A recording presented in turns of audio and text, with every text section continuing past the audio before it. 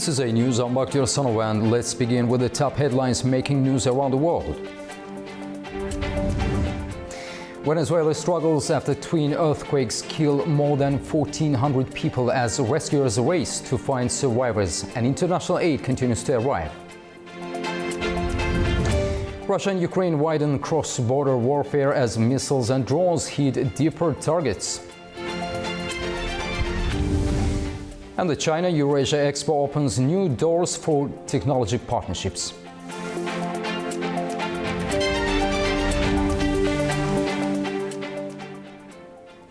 The humanitarian response is intensifying in Venezuela as rescuers continue working around the clock following this week's devastating earthquakes. Here is the latest. The death toll in Venezuela has risen to more than 1,400 after twin earthquakes struck the country on Wednesday. More than 3,100 families have been affected by the powerful 7.2 and 7.5 magnitude quakes, which hit within seconds of each other. In the latest government update, National Assembly President Jorge Rodriguez said the country has also recorded 430 light to moderate aftershocks. Tens of thousands of emergency workers continue search and rescue operations as families wait for news of loved ones trapped beneath collapsed buildings. In the coastal town of Carabaleda, relatives of the missing have appealed for more heavy machinery, saying rescue teams are struggling to move huge amounts of rubble by hand. Officials say 7.2 million kilograms of food have been distributed to affected communities, mainly in the hardest hit state of La Guaira. Hospitals have treated more than 5,000 patients, while overall medical assistance has exceeded 12,000 cases. Authorities also say 60% of electricity has been restored in La Guaira, water supplies are improving in some areas, and more than 100 heavy machines have been deployed to clear roads and support rescue efforts. International assistance continues to arrive with more than 2,200 rescue personnel, 96 search and rescue dogs, 103 tons of equipment, and 3 tons of medical supplies reaching Venezuela. Teams from Turkey, Argentina, Germany, El Salvador, and several other countries have joined the response, while U.S. helicopters are helping transport rescue crews. Meanwhile, Simón Bolívar International Airport near Caracas has partially reopened to allow humanitarian aid flights into the country.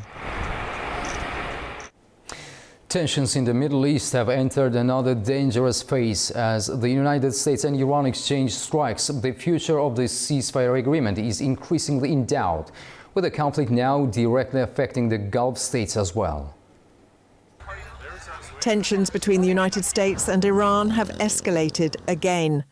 After a drone attack on a commercial vessel in the Strait of Hormuz, the US military struck Iranian missile and drone storage sites, as well as coastal radar facilities.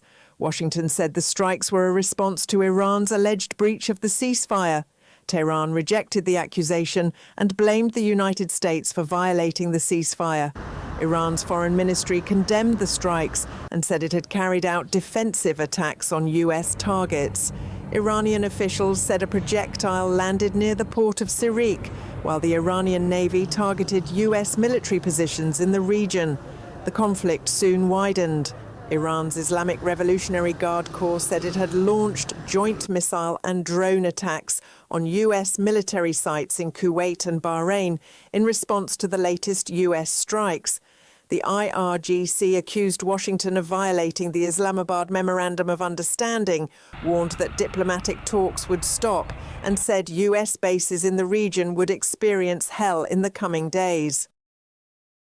As we predicted from the outset and continue to do so, the enemy is deceptive, untrustworthy, and prone to breaking its commitments. At any stage of the negotiations, it may engage in provocative actions. What matters is that whatever action the enemy takes, we have responded, and we will continue to respond. We have repeatedly said that if the enemy once again breaks its commitments or violates the ceasefire, our response will be stronger than before. We stress once again that it will be stronger.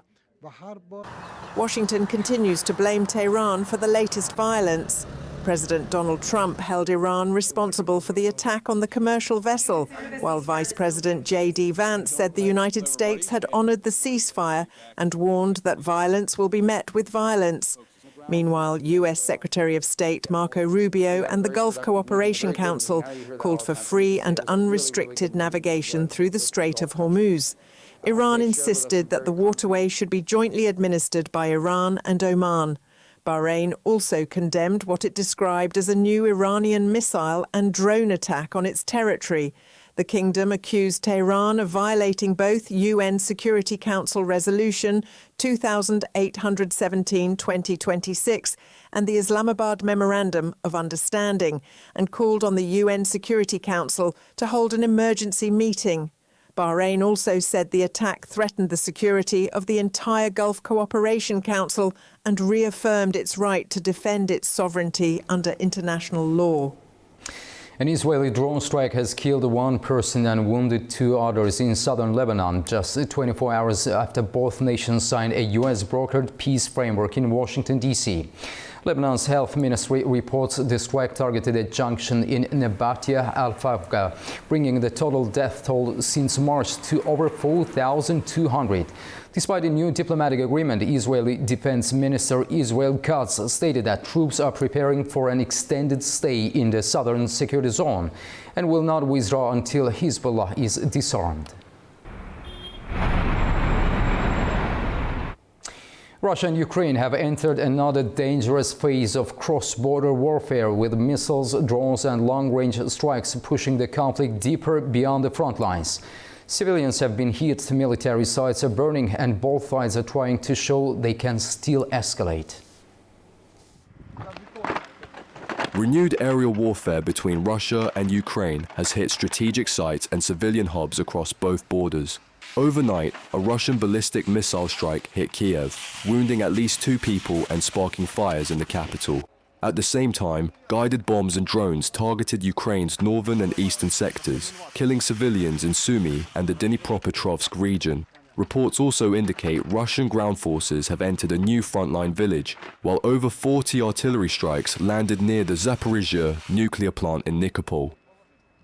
In the south, Moscow claims a direct tactical hit, releasing drone footage of an attack that destroyed 2 Ukrainian MiG-29 fighter jets at a regional airbase.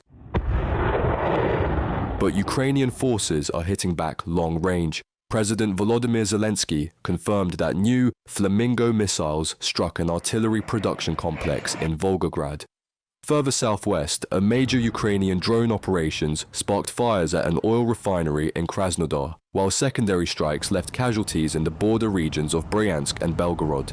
Russia claims its air defenses intercepted over 120 drones within 24 hours as the cross-border air offensive continues to widen. Ukraine's reconstruction efforts drew major international backing in Poland, but the conference was overshadowed by a renewed historical dispute between Kiev and Warsaw, a reminder that even close wartime partners remain divided by unresolved grievances from the past. The Ukraine Recovery Conference was held in Gdansk on June 25th and 26th, bringing together officials, investors and international partners to support Kiev's reconstruction. Ukraine says 160 agreements worth more than 10 billion euros were signed, covering areas from infrastructure and business to security and defense. But the event also came at a difficult moment in relations between Kiev and Warsaw. Ukrainian Prime Minister Yulia Svirodenko attended the conference instead of President Volodymyr Zelensky, following a row over his decision to name a military unit after the Ukrainian insurgent army, known as the UPA. Polish President Karol Nawrocki responded by moving to strip Zelensky of Poland's highest state honor, the Order of the White Eagle. For many Ukrainians, the UPA is remembered as part of the struggle against Soviet rule and for national independence. But in Poland, the group is linked to the killing of tens of thousands of Polish civilians in Volhynia and eastern Galicia during the Second World War. The dispute has repeatedly strained relations since 2014, especially after Ukraine gave greater official recognition to nationalist independence movements.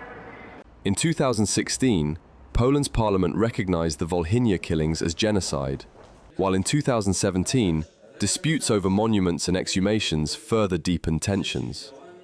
There were attempts to ease the issue, including joint commemorations and recent progress on allowing exhumations of Polish victims. But the latest UPA row has brought the dispute back into the open. Polish President Karol Nawrocki said Ukraine was not ready to be part of the European family if it honored what he called bandits and murderers from the UPA. Polish Prime Minister Donald Tusk has warned that a political conflict between Poland and Ukraine would be a strategic mistake. The row shows that despite their shared opposition to Russia, Ukraine and Poland remain divided by deep and long-standing historical grievances. At least 3 Scene Rangers personnel have been killed in a militant attack on the paramilitary headquarters in Karachi's Gulistani Jawran area on Saturday. 3 attackers were also killed and residents reported explosions shaking nearby homes. By evening, authorities said the situation was under control. The militant group Jamaatul al-Ahrar claimed responsibility.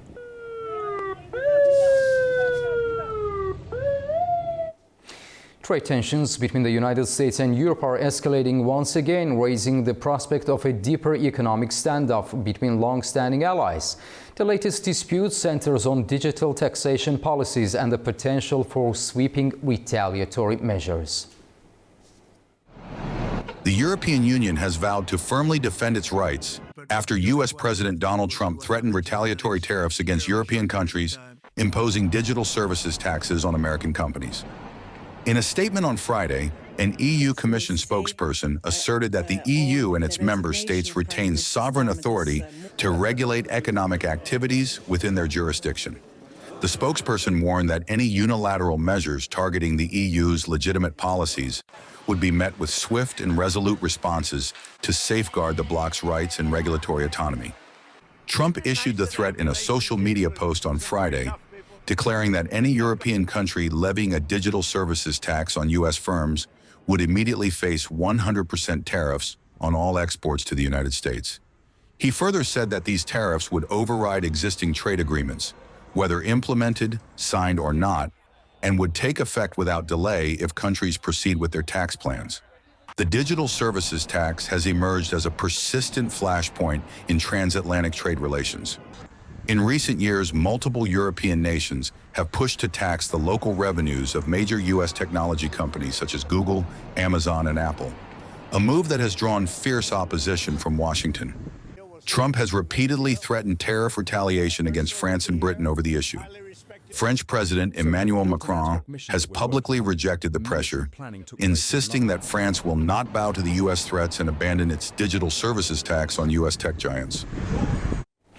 A powerful heat wave is gripping much of Europe, sending temperatures soaring across several countries and putting growing pressure on public services.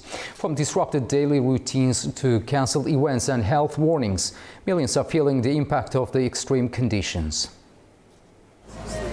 Across Europe, people are changing the way they work, travel, and spend their days as an intense heat wave pushes temperatures to dangerous levels.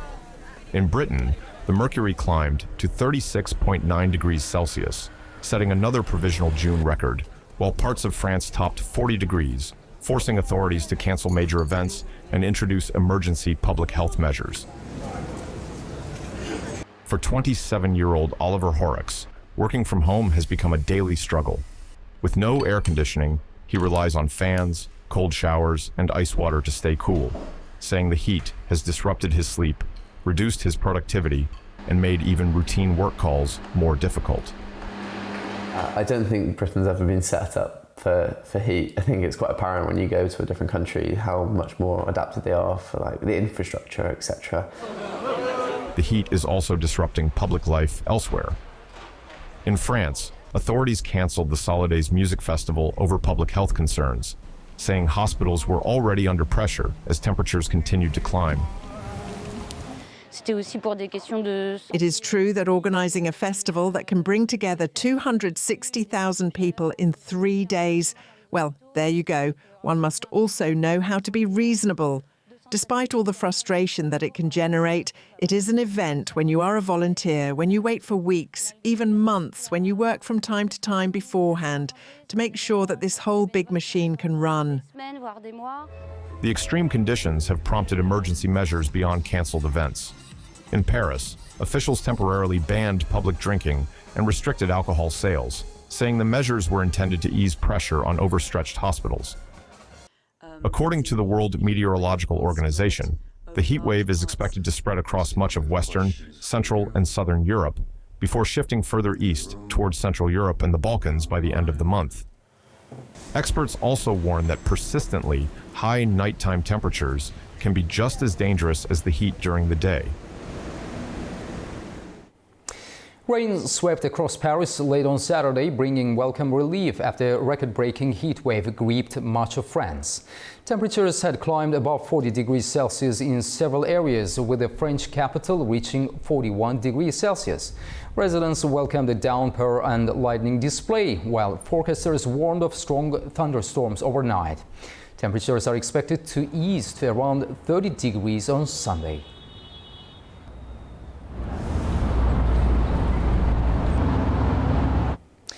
Istanbul will host a NATO Parliamentary Summit on June 28th to 29th. The event will be hosted by the Speaker of the Grand National Assembly of Turkey, Numan Kurtulmuş. Speakers of the Parliament and heads of parliamentary delegations from all 32 NATO member states are expected to attend. Participants will also include NATO Parliamentary Assembly President Marcos Perestrello, NATO Deputy Secretary General Radmila Shekerinska, and other senior officials. The meeting will focus on key NATO issues and aims to strengthen cooperation among allied countries. The main session will be held at Dolmabahce Palace on 29th of June. Turkish President Recep Tayyip Erdogan is expected to meet the participants during the official luncheon and deliver an address. As part of the program, delegates will also visit the Baykar National Technology Center, where they will be briefed on the company's defense industry projects and technological developments. In Uzbekistan's southern Bukhara region, Dengiz Kul Lake is one of Central Asia's most important wetland habitats, sheltering thousands of migratory birds in the middle of an arid landscape.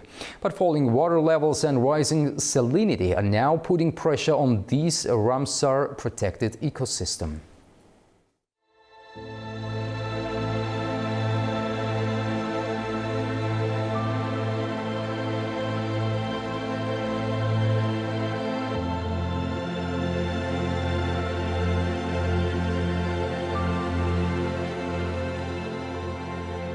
Surrounded by the arid landscapes of southern Bukhara region, Dengiz Kul Lake covers up to 50,000 hectares, making it one of Uzbekistan's largest wetland ecosystems. Located around 75 kilometers southwest of Bukhara, near the border with Turkmenistan, the lake was designated as a state ornithological reserve to protect migratory and waterfowl species and preserve one of Central Asia's most important bird habitats. In 2001, Dengiz Kul became one of Uzbekistan's first sites to be included under the Ramsar Convention on Wetlands of International Importance.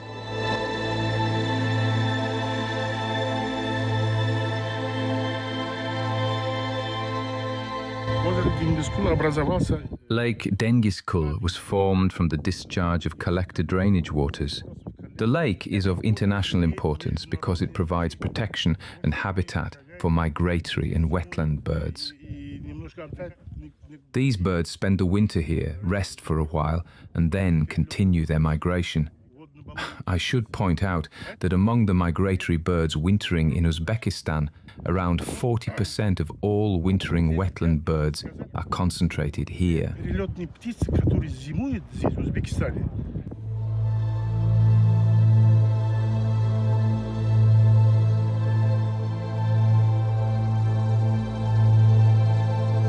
What makes Dengiz Kul remarkable is its ability to sustain life in one of the region's harshest environments. The lake lies in the heart of the Kizilkum Desert, surrounded by salt-tolerant vegetation such as Aksaul, wormwood and tamarisk. While it was historically connected to the Zarafshan River basin, today the lake is primarily sustained by collected drainage and filtration waters from irrigated agricultural lands. Its water is highly mineralized, with salinity levels reaching nearly 27 grams per liter.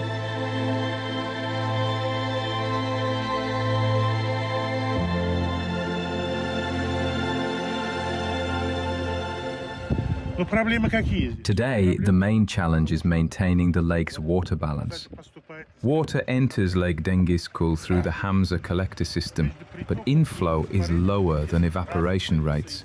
As a result, water levels are gradually declining while salinity is increasing. Water management authorities are therefore working to maintain the lake's level by identifying additional water sources and exploring opportunities to channel more fresh water into the ecosystem. A dedicated concept has already been developed to ensure adequate environmental water supplies for the lake.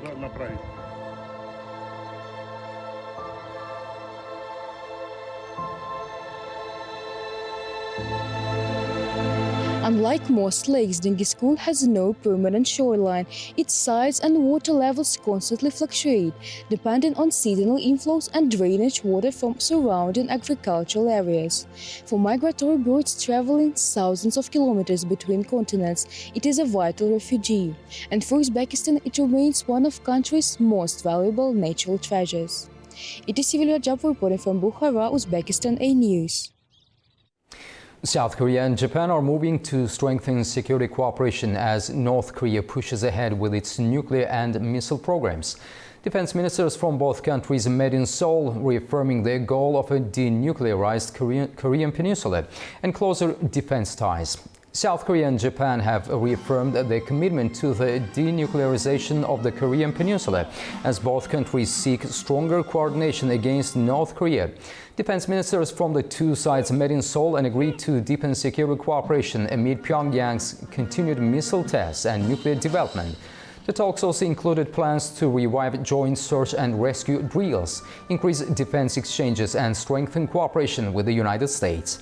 The meeting comes as Seoul and Tokyo continue efforts to repair historically strained ties, while responding to a worsening regional security environment shaped by North Korea's weapons program and wider Indo-Pacific military tensions.